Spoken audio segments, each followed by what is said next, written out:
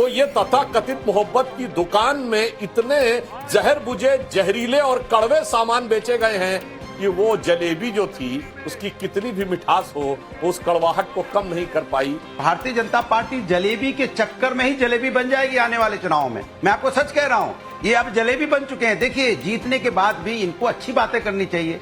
अरे जीते हैं आप, बराबर का वोट शेयर आया है सुधांशु जी। ऐसा नहीं कि आप एकदम एक तरफा जीत गए, एक को 10% वोट मिला, आपको 90 मिल गया, फिर भी नफरत का जहर घोल रहे हैं बैठ के यहाँ पे।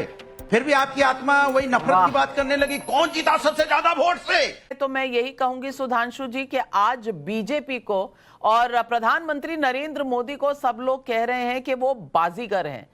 हार के जो जीत जाए बाजी, वही होता है बाजीगर, और वो नरेंद्र मोदी ने करके दिखा दिया। और कांग्रेस बिल्कुल जीत के दांतों से हार निकाल कर ले आई। ये कैसे संभव हुआ? मोदी जी विकास करो। देखिए, हरियाणा में पहली बार लगातार तीसरी बार किसी पार्टी ने सरकार बनाई है, और मैं कह सकता हूं उत्तर भारत में भी ऐसा उदाहरण आसानी से देखने को नहीं मिलेगा।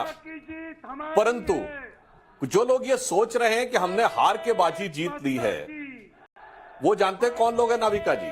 जो थर्ड अटेम्प्ट में 3 डिजिट नहीं टच कर पाए थे, वो 99 के नशे में ऐसे मदहोश हो गए थे कि उन्हें ये गुमान ही नहीं था कि जमीन का यथार्थ क्या है। हम तो जमीन पे चल रहे थे, हमें बिल्कुल लग रहा था हमारी जीत है, बल्कि हम तो और ज्यादा अपेक्षा कर रहे थे। तो हम जो सोच रहे थे ठोस धरातल पर, उसी पे क्रमशः आगे बढ़ते हुए गए हैं। जो ज्यादा हवा में आ गए थे, जो मतलब एक जो पुराना गीत मैंने सुबह भी कहा था कि एक पुराना गीत था ना, जिसको देखो वही आज मदहोश है, आज तो मैं दीवाना गजब ढा गया। तो कांग्रेस का 99 का नशा ऐसा चढ़ा था कि सब मदहोश हो गए थे, और दीवाने राहुल गांधी जी ऐसा गजब ढाते हुए लग रहे थे कि उन्होंने देखा ही नहीं यथार्थ क्या था। और यहां मैं एक और बात भी कहूंगा, इन चुनावों ने एक और गंभीर कुछ संकेत भी दिए। देखिए, एक संकेत बहुत सकारात्मक है कांग्रेस के लिए भी। जानते क्या है? कांग्रेस ने कुछ इलाकों में शानदार जीत दर्ज की है। संजय जी, मेवात में गजब जीत दर्ज की है। और आपको पता है इस जीत में सबसे बड़ा रिकॉर्ड किसने बनाया है? सबसे बड़े मार्जिन से कौन जीता है? भूपेंद्र हुड्डा नहीं, वो कौन जीते हैं? मोमन खान, 98,000 से। देखिए, मतलब एक काम किया है आप लोगों ने, तो बिल्कुल साफ दिख गया है कि कांग्रेस, और गुड़गांव हो, अंबाला हो, बल्लभगढ़ हो, इन सब जगहों पे कांग्रेस कहीं कहीं पे तीसरे स्थान पे रह गई है। तो बहुत साफ दिख रहा है कि कौन से वोट के दम के ऊपर नशा था और कौन से वोट के आधार के ऊपर वो यथार्थ था, वो भी दिखा। और अभी आप जम्मू कश्मीर का जिक्र कर रहे थे संजय झा जी, तो ये मैं भी बताना चाहूंगा, बिल्कुल सही बात है। ये देश के हर राजनीतिक विश्लेषक को विचार करने की जरूरत है कि कश्मीर घाटी में जो परिस्थिति हुई है, विकास हुआ है। आज एक ऐसा दौर बताया जा रहा है जो कहा जा रहा है, न बिजली देखो, न सड़क देखो, न पानी देखो, न स्वास्थ्य सुविधा देखो, न दवाई देखो, न कमाई देखो, न लिखाई देखो, न पढ़ाई देखो। किसको देखो? तुम देखो कि नजीब, तुम ये देखो हिजबुल्लाह के साथ क्या हुआ है, कारगिल में, श्रीनगर में, और नसरुल्लाह के लिए वो निकल रहा है और कोई बोल नहीं रहा है। जो कहते थे कश्मीरी पंडितों के साथ हुआ, उसके लिए यहां क्यों बोल रहे हो? वो लेबनान के लिए बोलते रहो।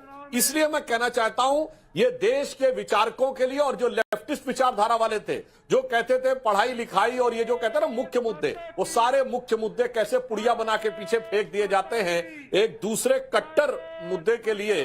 तो ये तथाकथित मोहब्बत की दुकान में इतने जहर बुझे, जहरीले और कड़वे सामान बेचे गए हैं कि वो जलेबी जो थी उसकी कितनी भी मिठास हो उस कड़वाहट को कम नहीं कर पाई। और मुझे लगता है नाविका जी, वो जलेबी जो सुबेरे सुबेरे कांग्रेस कार्यालय के लिए चल रही थी, पवन खेड़ा जी ने कहा था ना कि वो मोदी जी को भेजने वाले हैं जलेबी। जी बिल्कुल। तो कभी कहा जाता है हैक कर लिया जाता है, तो जलेबी हैक हो गई। जो कांग्रेस कार्यालय जाने वाली थी, वो बीजेपी कार्यालय वालों ने हैक करके अपनी तरफ मंगा ली। बिल्कुल, जलेबी पर ऐसा डाका डला कि दिन दहाड़े जलेबियां चोरी हो गई, ढोल वाले चोरी हो गए, सब डाइवर्ट हो गए। लेकिन अनुराग भदौरिया जी, एक बात बहुत सही कही सुधांशु त्रिवेदी जी ने, वो ये कि जहां भी देखिए आप, 2 कार्ड आपके थे। एक था आपका जो दलित मुस्लिम पिछड़ा जो कॉम्बिनेशन था, वो नहीं चला हरियाणा में। दलित वोट और जो 36 जातियों की बिरादरी है हरियाणा में, वो चली गई बीजेपी के पास। और एक मैसेज और था, हिंदुओं को बंटना नहीं चाहिए, और ये मैसेज घर तक पहुंच गया सबके। अब उत्तर प्रदेश में क्या होगा, कहीं ये चिंता तो नहीं सताने लगी भदौरिया जी? नहीं, उत्तर प्रदेश की बात करें, अगर आपने पहले लास्ट में उत्तर प्रदेश बोला इसलिए उत्तर प्रदेश की बात बता दूं। देखिए, उत्तर प्रदेश में तो ये लोग ना सूरत से जंग लेने आते हैं। जो उत्तर प्रदेश में सूरत से जंग लेगा वो सिपाही मोम के निकलते हैं, पिघल के वापस आ जाते हैं। वहां पे श्री अखिलेश यादव जी सूरज की तरह हैं, उनसे कहां लड़ेंगे ये तो हार के अपने घर चले जाते हैं चुपचाप, फिर उत्तर प्रदेश का नाम लेने से भी डरने लगते हैं। इसलिए ये बात तो सच है कि अगर भारतीय जनता पार्टी को कोई हरा सकता है तो वो श्री अखिलेश यादव जी हैं। दूसरी बात, जहां तक जलेबी का आपने बोला, जलेबी में बिल्कुल सही कह रहे हैं। भारतीय जनता पार्टी जलेबी के चक्कर में ही जलेबी बन जाएगी आने वाले चुनाव में। मैं आपको सच कह रहा हूं, ये अब जलेबी बन चुके हैं। देखिए, जीतने के बाद भी इनको अच्छी बातें करनी चाहिए। अरे जीते हैं आप, बराबर का वोट शेयर आया है सुधांशु जी। ऐसा नहीं कि आप एकदम एक तरफा जीत गए, एक को 10% वोट मिला, आपको 90 मिल गया, फिर भी नफरत का जहर घोल रहे हैं बैठ के यहाँ पे। फिर भी आपकी आत्मा वही नफरत की बात करने लगी। कौन जीता सबसे ज्यादा वोट से, कौन जीता? अरे यार, वो खान जीत गया तो बेचारे उसको बता रहे सबसे ज्यादा वोट से जीत गया। वो नहीं जीता, वो जीत गया। क्यों नफरत की बातें करते हो? जो जनता ने वोट दिया वो जीत गया। भाई जनता है ना, ये जनता जनार्दन है, जिसको ज्यादा वोट देगी वो जीत जाएगा। भाई कमाल है। आप क्यों जम्मू कुछ दिन पहले जब मोहब्बत की दुकान में नॉन बायोलॉजिकल पीएम कहा जा रहा था, 1/3 प्रधानमंत्री कहा जा रहा था, ये डर गए हैं, झुक गए हैं, हार गए हैं, 56 इंच इनका खत्म हो गया है, तब मोहब्बत साइकोलॉजी टूट गई है, तब आपको मोहब्बत नहीं याद आई। मोहब्बत आज याद आ रही है। सुधांशु जी, ये आज मोहब्बत का कौन सा ऐसा घड़ी आ गई है? ठीक नहीं है नाविका जी। देखिए, 10 सेकंड बोलने दीजिए। अन्याय है, अगर अन्याय, कम से कम पत्रकारिता में न्याय कीजिए। मैं अब 10 सेकंड बोलने दीजिए। मैं अभी बोला भी नहीं हूं, आप मेरी आधी बात लेके चले गए। अगर सुधांशु जी कोई बुलवाना है तो हम लोग को उठा दीजिए, हम उनका भाषण सुनने थोड़ी आए हैं। अरे भैया, हम कौन होते हैं किसी को उठाने वाले? जनता जनार्दन जिसकी आपने बात की वही तय करती है। बोला आपने, कहा बस बस हो गया। नहीं, बात तो सुन लीजिए, मेरे बात तो पूरी हो जाए। 60 सेकंड का समय होता है। देखिए सुधांशु जी, आजकल देखिए गीत, अरे तो बोलने दीजिए। सुधांशु जी तो यहाँ 5 मिनट बोले, वहां 60 सेकंड नहीं है क्या? 33 सीट वाले 5 से नहीं, यहाँ 5 मिनट बोलेंगे। आज जीते हैं। सीट वाले को आप 10 सेकंड 60 सेकंड गिन रहे हैं। कमाल है भाई।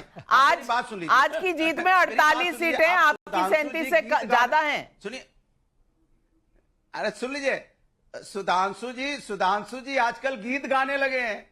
अब इनका यही काम बचेगा लास्ट में। देखिए क्या हालत होगी। जलेबी पे बात करने लगे, अब जलेबी बनने वाले हैं आने वाले चुनाव में। अब गीत गाने लगे तो उन्होंने दूसरा भी काम खोज लिया कि गीत गा के काम चलाएंगे। जम्मू कश्मीर में आ रहे हैं, वहां पे चर्चा करने को नहीं तैयार है। अरे भैया, एक आप जीते, एक इंडिया गठबंधन जीता, टाई हो गया है मैच, और आप हल्ला मचा रहे हो हम जीत गए। सुधांशु त्रिवेदी जी जवाब दीजिए। सुधांशु त्रिवेदी जी जवाब दीजिए। अनुराग भदौरिया जी ब्रेक लगाइए, गाड़ी बहुत ज्यादा रफ्तार से जा रही है। सुधांशु जी,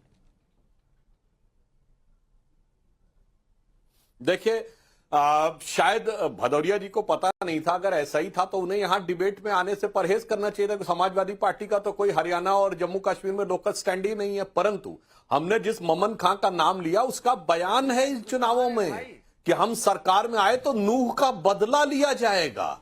तो भाई ये बताइए, सांप्रदायिकता किसने की हो? मैं दर्शकों को याद दिलाना चाहता हूं, अगर हरियाणा में ममन खां जो कहता है कि नूह का बदला लेंगे, वो 98,000 से जीतता है कांग्रेस कैंडिडेट, तो लोकसभा में सबसे बड़े अंतर से, यानी हुड्डा जी से ज्यादा जीतता है, तो लोकसभा में राहुल गांधी से 3 गुने ज्यादा अंतर से धुबरी सीट से असम से कांग्रेस का रकीबुल हसन जीतता 10,25,000 से, जो कि सामान्य धारणा में धुबरी बांग्लादेशी घुसपैठियों का बेस माना जाता है।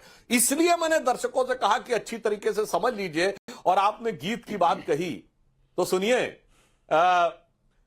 अटल जी की कविता थी जो 77 में चुनाव में जब वो जनता पार्टी गठबंधन टूट गया था तो उन्होंने दुखी होकर जनता पार्टी के अंदर की लड़ाई के ऊपर लिखी थी। वो आज आपके लिए फिट बैठती है कि लगी कुछ ऐसी नजर बिखरा शीशे सा शहर, लगी कुछ ऐसी नजर बिखरा शीशे सा शहर, अपनों के मेले में मीत नहीं पाता हूं, गीत नहीं गाता हूं,